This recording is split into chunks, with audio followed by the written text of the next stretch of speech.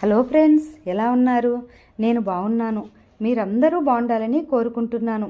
ఇప్పుడు కథలోకి వెళ్ళిపోదామా? మరి కథ పేరు లీలామందిరం. ఈ చిన్న కారణం కోసం పొరపాటుగా ఏదో జరిగితే దానికోసం జీవితాంతం ఇలాగే ఉండిపోతావా? హౌ సిల్లీ అంటూ అతడు ఇంకా నవ్వుతున్నాడు. అతడు చెప్పినదంతా అక్షరాలా నిజం. హై సొసైటీ వాళ్ళు, కింది తరగతి వాళ్ళు ఎవరూ విలువ ఇవ్వని వీటి కోసం తమలాంటి మధ్యతరగతి వాళ్ళు ఎందుకు విలువ ఇవ్వాలి? పోష్ కాలనీల్లో కొంతమంది ఆడవాళ్ళు పబ్లిక్గా వివాహేతర సంబంధాలు కొనసాగిస్తున్నా అందరికీ తెలిసినా ఎవరూ నోరెత్తరు, ఎందుకంటే వాళ్ళకి డబ్బు ఉంటుంది కాబట్టి. కానీ తమలాంటి మధ్యతరగతి వాళ్ళను మాత్రం కాకుల్లా పొడుస్తారు. ఆ ఆడపిల్లకు చావాలని లేకపోయినా బలవంతంగా చచ్చేట్లు వీళ్ళే చేస్తారు. ఇలా ఆలోచిస్తుంటే సింధుకి ఏడుపు వచ్చింది. మోకాళ్ళ మధ్యలో తలదాచుకుని ఏడవసాగింది. తటపటాయిస్తూనే సింధు భుజం మీద చేయి వేసి, ఏమిటిది, ఇలా ఎడవడానికా నేను నిన్ను ఈ విషయాలు అడిగింది? నీకు ధైర్యం చెప్పడానికే అలా మాట్లాడాను. నా మాటలు నీకేమైనా బాధ కలిగించాయా అంటున్న అతడి చేతిని పట్టుకుని అతని దగ్గరకు జరుగుతూ అతన్ని చుట్టేసింది సింధు. ఇన్ని రోజుల్లో ఆ మాత్రం ఓదార్పునెవరూ ఇవ్వలేదు తనకు. అందరూ తనని ఎగతాళి చేసి ఎత్తుపొడిచిన వారే. అందుకే ఆ మాత్రం ఓదార్పుకే అతడిని అల్లుకుపోయింది చిన్నపిల్లల. ఒక్క క్షణం ఆశ్చర్యపోయినా మరుక్షణమే సింధును దగ్గరికి తీసుకుని సింధు జుట్టు నిమురుతూ, నీ ఫీలింగ్స్ నేను అర్థం చేసుకోగలను. ప్రతి మనిషికి ఎప్పుడో ఒకప్పుడు ఎవరిదైనా ఒకరి ఓదార్పు కావాలనిపిస్తుంది. నీకేం భయం లేదు, నీకు నేనున్నాను. బాస్గా మాత్రమే కాక ఒక స్నేహితుడిగా నీ జీవితాన్ని అందరూ ఈర్ష్యపీడేలా తీర్చిదిద్దుతాను. నిన్ను అందరూ గొప్పగా చూసే రోజు వస్తుందంటూ ఓదార్చాడు. తెలివి వచ్చిన దానిలా చుటుక్కున అతడిని విడిపించుకుని దూరంగా జరుగుతూ, ఐఎమ్ సారీ సార్ అంది. పర్వాలేదు, నీ కన్నీళ్లతో ఇవాళ నా కోటంతా తడిసిపోయింది తమాషాగా అన్నాడు. సిగ్గుతో మొహం ఎర్రబడగా తలదించుకుంది. తనేమిటి అంత ఒలియ తెలియకుండా అలా ప్రవర్తించింది? ఇట్స్ ఆల్ రైట్ సింధు, నిన్ను డ్రాప్ చేస్తాను పద, మళ్ళీ నేను డిన్నర్కి వెళ్ళాలి అన్నట్లు నీ ఫేవరెట్ డిష్ తిందామా? వాతావరణాన్ని తేలిక చేయాలని అడిగాడు. ఏమిటి సార్? మిరపకాయ బజ్జీలు వెళ్ళే దారిలో తిందామా? చిన్నపిల్లని అడిగినట్లు అడుగుతున్న అతన్ని చూసి నవ్వేసింది. ఇద్దరూ ఇంటికి వెళ్ళడానికి బయలుదేరారు. ఆఫీసులో కూర్చుని ఉండగా ఫోన్ మోగడంతో సింధు ఫోన్ తీసి, hello, this is Vardhan office please అంది. హలో, ఎవరు మాట్లాడేది అన్న మగ గొంతు విని, Sindhu here, what can I do for you sir అంది తన మామూలు ధోరణిలో. ఏ హోటల్ బుక్ చేయమంటావు నైట్కు అన్న అతని మాటలు విని ఒక్క క్షణం దిమ్మెరిపోయింది. సారీ, రాంగ్ అడ్రస్కి ఫోన్ చేసినట్లున్నారు అంటూ ఫోన్ పెట్టేయబోయింది.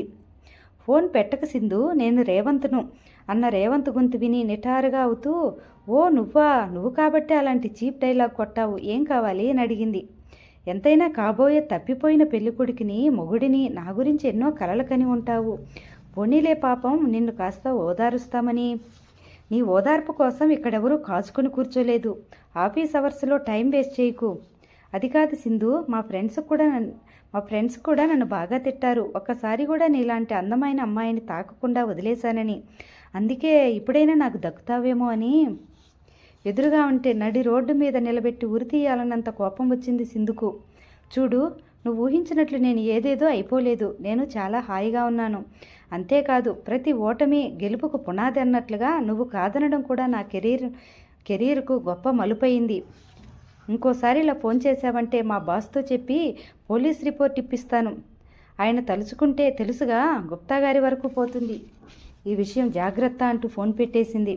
కాసేపు ఏ పని చేయాలనిపించలేదు. ఆ రోజు అతని గదికి వెళ్ళగానే ఒక అప్లికేషన్ సింధుకి ఇస్తూ, ఇది ఫిలప్ చేసి 2 రోజుల్లో నువ్వు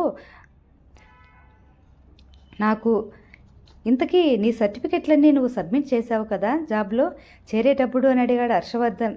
చేశాను సార్. సరే, వాటిని తీసుకుని జిరాక్స్ తీయించుకో. అలాగే రేపటి నుండి నువ్వు హాఫ్ డే మాత్రమే వర్క్ చేస్తావు. మధ్యాహ్నం నుండి ఇంటికి వెళ్ళిపో అన్నాడు అతడు. తను ఇంటి నుండి వచ్చేటప్పుడు ముఖ్యంగా సర్టిఫికెట్స్ తెచ్చుకుంది. తను చేసిన మంచి పని అదొక్కటే. ఎందుకో హాఫ్ డే తను ఎందుకు వెళ్ళిపోవాలి? ఎందుకు సార్ మధ్యాహ్నం వెళ్ళిపోవాలి? నిన్ను జాబ్లో నుండి తొలగిస్తున్నాను. ఆ మాటతో నెత్తిని పిడుగు పడినట్లయింది సింధుకు. తన చేతిలోని అప్లికేషన్ ఏమిటో కూడా చూడలేదు. తన ఉద్యోగం పోతుందా? హర్ష నెమ్మదిగా ఉన్నట్లే ఉండి హఠాత్తుగా తనకెంత ద్రోహం చేస్తాడా? ఆకాష్ లాంటి వాళ్ళకంటే ఇంకా ప్రమాదకరంగా తన బ్రతుకు తెరువు మీద దెబ్బ కొడుతున్నాడా? కళ్ళల్లో నీళ్లు తిరిగాయి. సార్, నన్ను జాబ్లో నుండి ఎందుకు తీసేస్తున్నారు అడగలేక అడిగింది. ఆమె భావాలను గమనిస్తూనే, ఎందుకంటే నువ్వు చదువుకుంటావు కాబట్టి అన్నాడు. చదువా? నేనా? ఎలా సార్?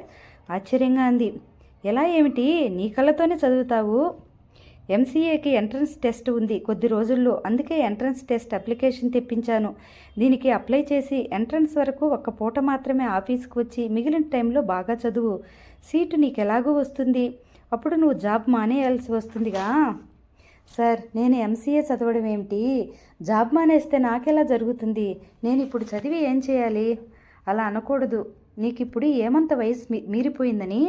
నీ వయసు అమ్మాయిలందరూ ఇంకా ఏవేవో కోర్సులు చేస్తూనే ఉన్నారు. నువ్వు కంప్యూటర్ చేసినా, బీటెక్ కంప్యూటర్స్ ఎంసీఏ వాళ్లకు స్టేట్స్లో బాగా ఛాన్సులు ఉన్నాయి. నువ్వు ఎంసీఏ పూర్తి చేసి నిన్ను స్టేట్స్కి పంపే ఏర్పాటు నేను చేస్తాను. నేను స్టేట్స్కి వెళ్ళటం ఏమిటి సార్? అసలు ఇదంతా ఎందుకు సార్? నాకు ఇక్కడ బాగానే గడిచిపోతుందిగా. అలా అనుకోకూడదు. జీవితంలో అవకాశాల కోసం మనం వెతుక్కుంటూ వెళ్ళాలి. ఇంతే చాలు అనుకుని అక్కడే ఉండిపోతే అభివృద్ధిని ఎలా సాధిస్తాం? నేను అలా అనుకుని ఉంటే ఇంత పొజిషన్కి ఎలా వస్తాను? సింధు, నిన్ను చూసి అందరూ గర్వపడే స్థాయికి తీసుకెళ్తానని చెప్పానుగా. ఇది తొలిమెట్టు అంతే. కానీ ఈ 2 ఏళ్ళు నాకు గడిచేదెలా? నువ్వు ఇలా అడుగుతావని తెలుసు. నా దగ్గర పార్ట్ టైం చెయ్యి, మిగిలిన డబ్బు అప్పుగా తీసుకో. అయినా సింధు, ప్రతి నెల నాకు స్టాఫ్ శాలరీలు, ఎస్టాబ్లిష్మెంట్ అంతా లక్షల్లో ఉంటుంది. అలాంటిది నీలాంటి చిన్న ప్రాణిని నేను పోషించలేనా? అది కాదు సార్, ఇంకేదీ కాదు. నీకే కాదు, నా దృష్టిలో పడ్డ బీద విద్యార్థులకు కూడా ఇలా సహాయం చేయడం నా అలవాటు. నా సంపాదనలో కొంత భాగం నుంచి ఖర్చు పెడుతున్నాననే తృప్తి చాలు నాకు అన్నాడు. అతని వంక కృతజ్ఞతతో చూసి తన సీటు దగ్గరికి వెళ్ళిపోయింది. హఠాత్తుగా ఆ రోజు ఉదయం ఇంటి ముందు దిగిన తల్లి తండ్రిని చూసి ఆశ్చర్యపోయింది సింధు. వీళ్లకు నేనిక్కడ ఉన్నట్లు ఎలా తెలిసింది? ఎందుకు తెలీదు? రేవంత్ వాళ్ళ అమ్మా నాన్నకు చెప్పి ఉంటాడు. వాళ్ళ ద్వారా, గీత ద్వారా తన విషయం తెలిసిపోయి ఉంటుంది. అయినా తనకిప్పుడేం భయం అనుకుంది. సింధును పట్టుకుని ఏడుస్తూ, ఎంత పని చేశావే, నువ్వు చచ్చిపోయావనే అనుకున్నాము. బతికి ఉండి మాకెందుకు చెప్పలేదు అంది జానకమ్మ. నువ్వలా పారిపోయాక అందరిలోనూ మాకు ఎంతో అవమానం జరిగింది సింధు. లలితమ్మ వాళ్ళకు కూడా నీ మీద చాలా కోపం వచ్చింది. ఎందుకలా చేశావు? ఆడపిల్ల అన్నాక జీవితంలో సర్దుకుపోవాలి. ఇలా పారిపోయి తల్లిదండ్రులు పరువు తీస్తారా? శ్యామలరావు మాటలకు నవ్వుకుంది సింధు. తనని ఇంకా పాత సింధునే అనుకుంటున్నారు కాబోలు. ఆడపిల్ల సర్దుకుపోవడం లాంటి మాటల కాలం చెల్లిపోయింది. తను అలాంటి స్థితి దాటిపోయింది. విశాలాక్షి వచ్చి అమ్మాయికి ఇష్టం లేకుండా బలవంతం పెళ్లి చేయడం కంటే సింధుకు నచ్చిన విధంగానే బ్రతకనివ్వండి అంది. సింధు ఎంట్రన్స్ అయిపోయింది. రిజల్ట్స్ కూడా వచ్చాయి. సింధుకు ఎంసీఏలో సీటు వచ్చింది. మొదటి నుండి తెలివైనదవడం వల్ల, పైగా కంప్యూటర్స్ కూడా చేసి ఉండటం వల్ల ఎంట్రన్స్లో మంచి ర్యాంక్ వచ్చింది. నాన్ లోకల్ కింద అక్కడే జాయిన్ అయింది. కాలేజీకి వెళ్ళి వస్తూ, తనకు వీలున్నప్పుడంతా ఆఫీస్కి వెళ్ళి వస్తూ ఉంటుంది. తను మళ్ళీ చదవడం ఎంత మంచిదైందో అందులో చేరాగ్గానీ తెలియలేదు సింధుకు. మునుపటిలా ప్రతి చిన్న విషయానికి బెదిరిపోకుండా తన మీద తనకే నమ్మకం ఏర్పడసాగింది. సింధు ఇబ్బంది పడకుండా ఉండేలా సింధు పేర హర్ష బ్యాంకులో డబ్బు వేశాడు. తల్లిదండ్రులు చేయలేని పని అతడు చేస్తున్నందుకు సింధు మనసు అతడి పట్ల కృతజ్ఞతతో నిండిపోయింది. అతడి దగ్గరకు మొహమాటం లేకుండా ఏ అవసరం కలిగినా వెళ్ళేది. ఏది కావాల్సి వచ్చినా అడిగి తీసుకునేది. సింధు చదువు గురించి, అది పూర్తవగానే స్టేట్స్కి వెళ్ళే ఏర్పాట్లు హర్ష చేస్తాడనే విషయం విశాలాక్షి, ఈశ్వరరావుల ద్వారా విన్న సింధు తల్లిదండ్రులు సంతోషించారు. ఇది వాళ్ళు ఊహించని మలుపు. తన కూతురు స్టేట్స్కి వెళ్ళి గొప్పదైపోతుందని ఉబ్బి తబ్బవుతున్నారు. ఎలాగైతేనే ఇప్పటికీ జీవితంలో ఉన్నత స్థానానికి వెళ్తున్నావు, అంతే చాలు. బంధువులందరిలో నువ్వు స్టేట్స్కి వెళ్తున్నావంటే మాకు ఎంతో గొప్పగా ఉంటుంది అన్నాడు శ్యామలరావు.